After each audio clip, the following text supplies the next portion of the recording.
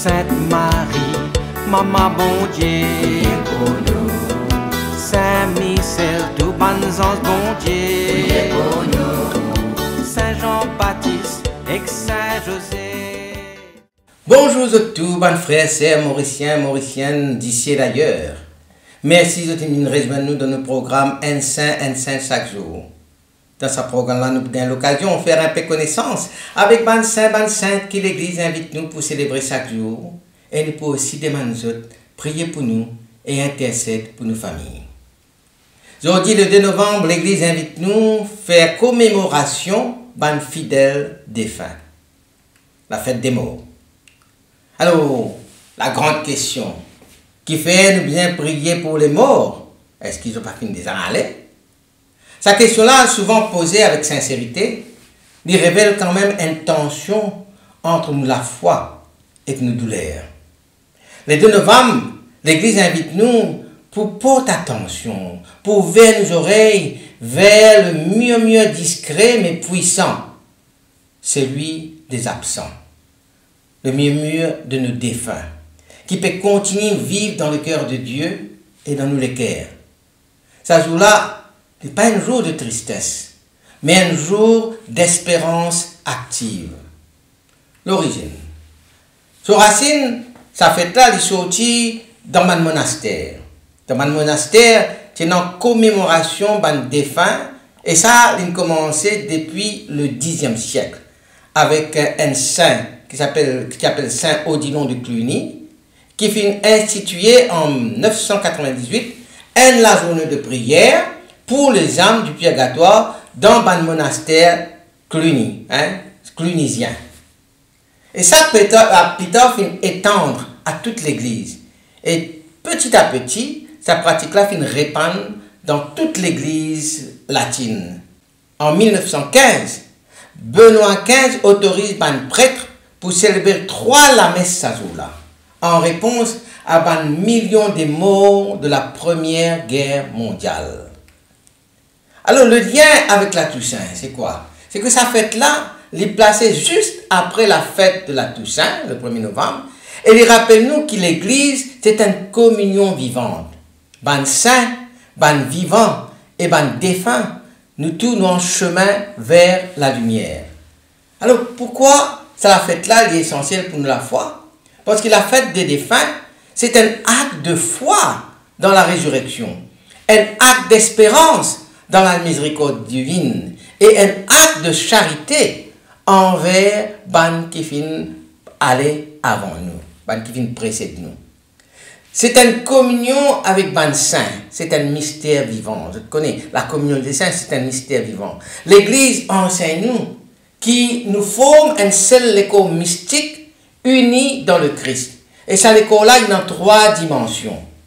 Maintenant, l'Église triomphante, c'est-à-dire les saints au ciel qui intercèdent pour nous et qui nous célébraient hier, le 1er novembre, pour la fête de la Toussaint. L'Église triomphante, c'est l'Église dans un sens, l'Église qui est au ciel. Et puis nous avons l'Église militante. Ça, c'est nous, ça. Nous, ban vivants. Nous encore en pèlerinage, la terre là. Nous encore là. Et puis nous avons l'Église souffrante. Ça, c'est l'Église des âmes du purgatoire qui peut passer ce moment de purification. Alors, prier pour ban mot, c'est vivre dans sa communion. Là, quand nous célébrons la fête de la Toussaint, nous pouvons vivre la communion avec ban saint de l'Église triomphante. Et quand nous faisons la fête des morts, la fête des défunts, la commémoration des défunts, là, nous sommes en communion avec l'Église souffrante, c'est-à-dire ban âme du purgatoire en purification. Et donc, nous ban défunts, nous ban parents, nous ban frères, nous ban sœurs qui nous connaissent finalement avant nous, nous ban parents. Donc, en communion avec eux autres, nous, l'Église militante, qui est en commun vivant la terre, là, en pèlerinage. Et cette fête-là, nous avons envie de dire à travers cette fête-là, l'Église a envie d'aide-nous pour dire à travers cette fête-là, à nous ban défunts, qui nous pas oublier les autres, nous encore comptons les autres, et qui nous croient, qui bon Dieu, comptons les autres, plus qu'ils nous comptons les autres. Alors, le purgatoire, c'est un feu d'amour, ça, quand on pense purgatoire, parfois nous disons comme ça, ben, c'est un lieu de souffrance. Mais le purgatoire, ce n'est pas une prison. C'est un lieu de transformation. C'est dernière étape dans un sens de la miséricorde de Dieu côté l'âme, lui purifier de tout ce qui empêche lui pour trouver bon Dieu face à face, pour, comment dire, rentrer dans son intimité profonde avec Dieu sans aucun voile. Donc, purgatoire, lui purifier nous de tout ce qui empêche nous à ça. Et dans le livre de la Sagesse, chapitre 3, verset 6, il vous dit comme ça, comment l'eau dans un creuset, Dieu peut éprouver le connaît. Quand on dit on vit dans l'eau pure, ou bien mettre l'eau, faire passe par la flamme, par le feu. Là, il purifie ça l'eau-là de toute son impureté et nous gagnons l'eau pure. Et là aussi, donc c'est ça que le livre de la sagesse peut dire, comme l'or dans le creuset, Dieu les a éprouvés. Nous avons la prière, nous avons la messe, nous avons le sacrifice, nous sommes capables d'accélérer sa purification dans l'âme du purgatoire. Nous avons la prière, nous avons la messe, nous avons le sacrifice, et comment dire, la pommade, l'eau, une blessure. Donc, quand nous pouvons prier, nous faisons la messe, nous pouvons défunt, nous sacrifice pour un défunt, comment dire, nous pouvons passer la pommade là, l'eau, ça va une blessure qui est encore de péssorier, qui est encore, comment dire, besoin d'être purifié par Satan au purgatoire là. Mémoire des morts, les universels, quand nous calculons les autres cultures qui est non. Toute bonne culture, nous développons un rite, ou bien un rituel, pour honorer nos ancêtres, pour apaiser nos esprits, pour exprimer notre lien invisible entre les vivants et les morts. Au Mexique, il y a un jour que s'appelle Dia de los Muertos. C'est le jour des morts au Mexique. Ça, il est célébré le 1er et le 2 novembre. C'est une fête joyeuse, beaucoup de couleurs. Bonne famille de construire l'hôtel avec bonne photo, la bougie, bonne fleurs, et puis comment dire, repas préféré qui va défunt, qui content manger. Et je crois que bonne âme pourrait venir pour visiter bonne vivant. Et donc sa fête qui est célébrée le jour des morts au Mexique là, c'est une fête qui montrait que la mémoire est capable d'être festive. Et que le deuil est capable de traverser avec beauté et espérance. Dans l'Asie, nous connaissons en Chine la fête de Qingming, ou au Japon, au Bon, ou bien au Vietnam. Maintenant, la fête des ancêtres. Les familles, je nettoie les tombes, je t'offre la nourriture, je brûle l'encens. Et ce geste-là exprime le respect filial, mais aussi une relation qui peut continuer avec les ancêtres. Dans le rite africain aussi, par exemple à Maurice, nous pouvons célébrer la fête des morts. Nous pouvons allumer la bougie en mémoire d'un défunt. Nous faisons un événement. Nous avons une conversation. Comment dire une conversation? Mais je continue cause avec un mort, non pas d'une manière, comment dire, comme un voyant, bien, comment dire,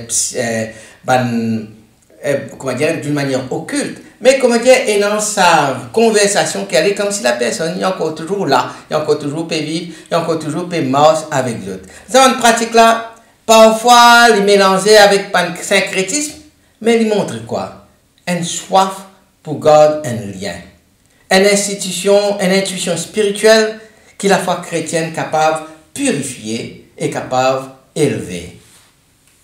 La Bible, montrez-nous la célébration pour les morts. La prière pour les morts n'est pas une invention qui vient venir après ça. Les plonge aux racines dans l'écriture sainte. Même si, comment dire, le mot purgatoire pas apparaît explicitement dans la Bible, ou pas trouver ce mot purgatoire même dans la Bible, mais nous connaissons que dans le deuxième livre de Maccabée, chapitre 12, versets 43 à 46, il y a un texte fondamental qui dit à nous liens avec les morts et la croyance qui va mort d'être capable de besoin de la prière. Le contexte c'est qu'il finit un soldat juif qui tient la guerre contre les Grecs, mais les temps de film mort sur le champ de bataille, je tiens une espèce de dire, un petit symbole, un petit amulette, un petit tabiz grec qui représente un dieu grec, l'ose. Alors, Judas Maccabée, qu'il fait, il fit faire pour les morts un sacrifice expiatoire, afin qu'ils fussent délivrés de leurs péchés. Donc, il fait une collecte. Il ramasse l'argent, et puis il offert un sacrifice pour pardonner péché, ce ban soldat qui fait mort là, avec sa bonne espèce, comment dire, symbole, idole grec avec les autres là. Alors, les textes disent, il dit bien c'est que Judas, Maccabée qui fait, parce qu'ils ont croient qu'il va mort pour ressusciter et offert ce sacrifice là pour pardonner péché d'idolâtrie dans le sens de sa bande juif qui finit mort sur le champ de bataille. Ce passage a montré qu'il bande vivant est capable d'intercéder pour bande mort. Pareil comment Judas finit faire pour son bande frère, c'est un soldat. Quand il a à peu près 200 comme ça. Il montrait aussi que la purification après la mort, c'est une réalité. Saint Jean chapitre 11, verset 25 à 26, nous gagne une promesse de Jésus. Celui qui croit en moi, même s'il meurt, vivra. Jésus n'est pas nié la mort, mais il traverse la mort là. Il a ouvert un chemin de vie éternelle. Il est avec nous pour espérer pour nous bande défunts. Dans ce lettre aux Corinthiens, première lettre aux Corinthiens chapitre 15, lors de la résurrection des morts, Saint Paul développe une théologie puissante de la résurrection. Il dit comme ça que le corps semé corruptible, il pour ressusciter incorruptible. La mort finit engloutie dans la victoire. A donc prier pour une mort, c'est croire que la vie n'est pas arrête au tombeau, mais qu'il est accompli en Dieu. Le 2 novembre, c'est un jour de tendresse spirituelle, ce n'est pas un jour de détresse spirituelle, c'est un jour de tendresse spirituelle. Il permet nous pour vivre le deuil autrement, dans la lumière de la foi. Nous nommons pas l'absent. Par exemple, dans la messe, nous dire, pas l'intention de messe, pour pas qui finit mort. Nous dire la bonne là bien fort. Nous allons la bougie pour chacun. Parfois, il y a des gens qui écrivent la lettre, qui écrivent la prière, qui écrivent un souvenir. Ça permet nous, non pas pour refouler la douleur, mais pour habiter dans l'espérance et avec l'espérance.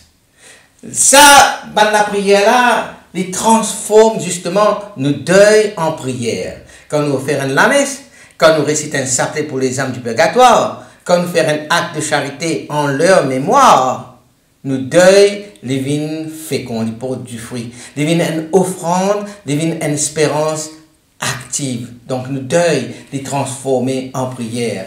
L'amour est plus fort que la mort. L'amour plus fort que la mort. Parce que, pareil comme Saint Paul finit dire dans 1 Corinthiens chapitre 13, verset 8, l'amour ne passera jamais. L'amour ne passera jamais. Même si la personne est finale physiquement, l'amour est resté. Il vient la prière, il vient le souvenir, il vient l'espérance. Ça la fête des mots là, c'est un appel à la conversion. Souvenir ban défunt. Rappelle-nous nos propres la mort, nos propres finitudes, nos propres mortalité. Ça, la fête des morts, il invite nous pour vivre chaque jour comme un don, pour pardonner, pour s'aimer l'amour autour de nous, pour préparer nous à nos rencontres avec bon Dieu. Le 2 novembre, c'est l'école de sagesse chrétienne. Parce qu'il fait, il vient rappeler nous qui nous mortels, mais toujours aimés de Dieu. Rappelle-nous nos mortalités, mais rappelle-nous aussi qu'il nous toujours aimés de Dieu. Alors aujourd'hui, dans un monde qui peut éviter la mort, ça fait là, il vient, comment dire, une fête prophétique. Qu'il fait, il aide nous pour réconcilier nous la foi avec nos deuils, pour accompagner les qui peuvent vivre dans le deuil maintenant, pour redonner un sens à un rite funéraire autour des enterrements. Il y a aussi un lieu de mission. Beaucoup de monde peuvent éloigner de l'église. Là, je peux retourner ce jour-là, je peux retourner au cimetière. Et là, l'église nous est capable d'une présence missionnaire auprès de ces gens-là. C'est la porte d'entrée vers l'évangile. Alors, à nous prier. Seigneur, en ce jour, quand nous confions toi tous nos bonnes morts, tous nos bonnes défunts, nous demandons toi, faire qu'ils te reposent dans la paix. Et nous, bonnes vivants, nous qui restons. Aide-nous pour vivre dans l'espérance. Nous les yeux fixés sur toi, toi-même, qui nous la lumière, qui jamais finit. Apprends-nous pour s'aimer l'amour autour de nous, pour pardonner autour de nous, qui viennent faire du tort envers nous. Apprends-nous pour vivre dans l'espérance qu'un jour nous pourrons trouver nous ensemble avec tous nos bonnes frères et sœurs de fin dans ton royaume.